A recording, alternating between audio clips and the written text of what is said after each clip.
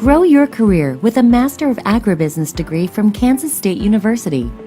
Using the latest technology in distance education, we strive to deliver a world-class degree to a global audience in the food, animal health, and agriculture industries.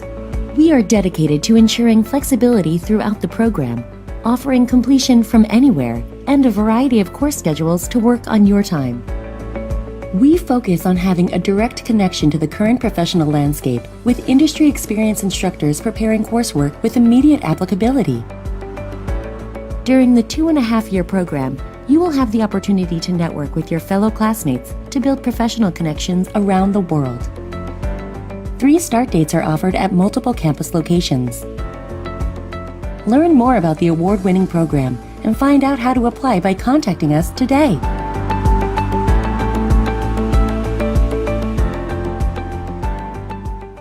Congressman Brad Ashford from Nebraska's 2nd District, thank you for joining us. Sure. Yeah, thank you for asking me to join you. So just for starters, I understand you have a very urban district, but can you tell us how agriculture is important to your district? Well, our district is urban, but certainly many of my constituents are from the farm, are from rural Nebraska, from Kansas and South Dakota and Iowa, have moved into Omaha. So many of my constituents have farm backgrounds. Also, we're an agribusiness center. ConAgra is located in Omaha. Gavilon, a major commodities trading company, I think 2nd largest in the world, is located in Omaha. AGP is in Omaha, and then numbers of the banks, of course, that work with farms around the Midwest. So rural Nebraska, it's a huge part of our state's economy. It is by far the largest part of the economy, as you can imagine. So, and we traditionally haven't had a member. I wanted to be, we spent last year in the legislature working on a significant water bill.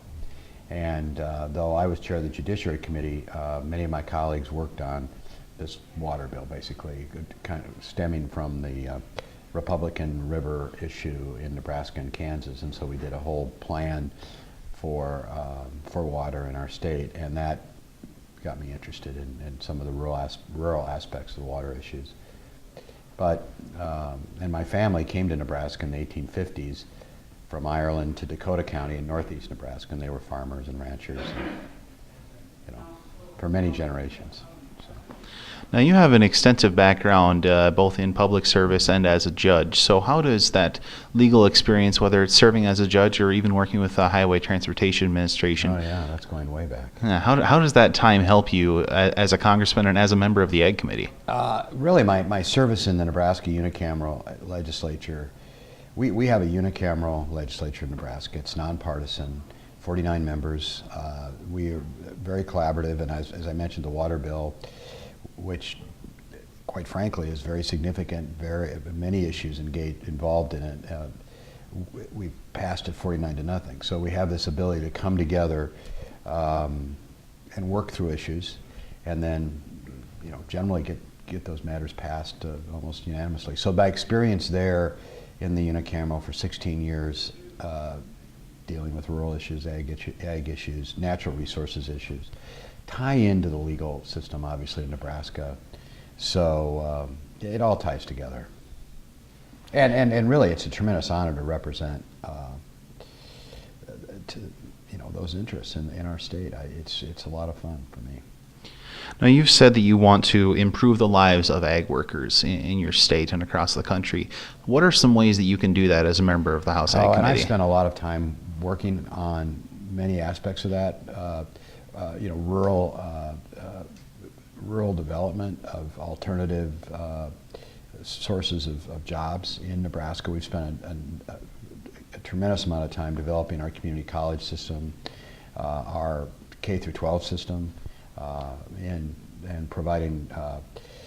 For example, we've developed in Grand Island, Nebraska, in the public schools there, a career academy to teach, welding and sort of automotive, other types of careers for individuals who live in rural Nebraska who need income other than just from the farm. So I'm constantly now on the outlook for another bill that we just did was to encourage or incent law school graduates from the University of Nebraska to go into rural Nebraska to work. I mean, there are counties in Nebraska that don't have any lawyers, and we have 93 counties. Many have no lawyers, and many town like McCook, which is a relatively sort of medium-sized Nebraska town, has lost half its lawyers in just the last few years. And what that means is when you have so many families, the farm families who have estate issues,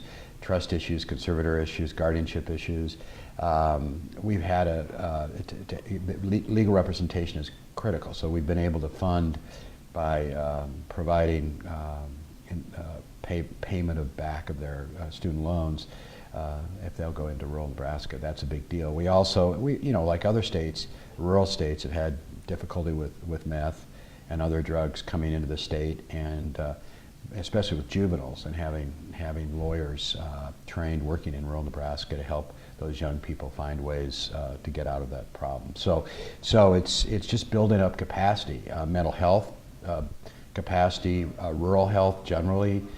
Those are all huge issues for me that I've worked on a lot.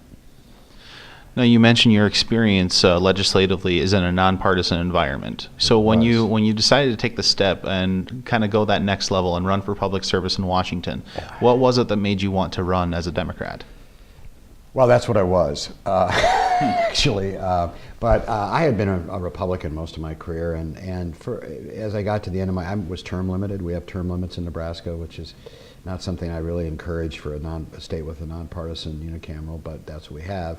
I had to change parties. I didn't have any intention of running again for office, but the seat opened, or the opportunity to run opened up. So I honestly, I think very little of party. It never enters my head, ever. I mean, it's everybody else's head. It constantly enters into their heads, but I constantly don't think about it. And that's because our tradition really isn't that way. We don't even have conference committees. We don't have caucuses. We don't have any of that stuff. So we take issues as they come. And bringing that message back here, another great issue for farmers in Nebraska, we had a senator named George Norris who came here from McCook, and he was from McCook, Nebraska, and he passed the Rural Electrification Act in 1932, which electrified rural America, and was responsible for the Tennessee Valley Authority. Mm-hmm. So we have this tradition of government and the farm community in rural Nebraska coming together for the good of the cause, and that's a very meaningful tradition. And going back even further, William James Bryan, who ran for president 3 times as a Democrat from Nebraska, in his famous Cross of Gold speech, talked about the farmers and being freed up from the yoke of Wall Street and so forth. So I mean, we have a tradition of populism in our state that dates back to its beginnings. Congressman Brad Ashford from Nebraska's 2nd District, thank you for joining us. Thank you.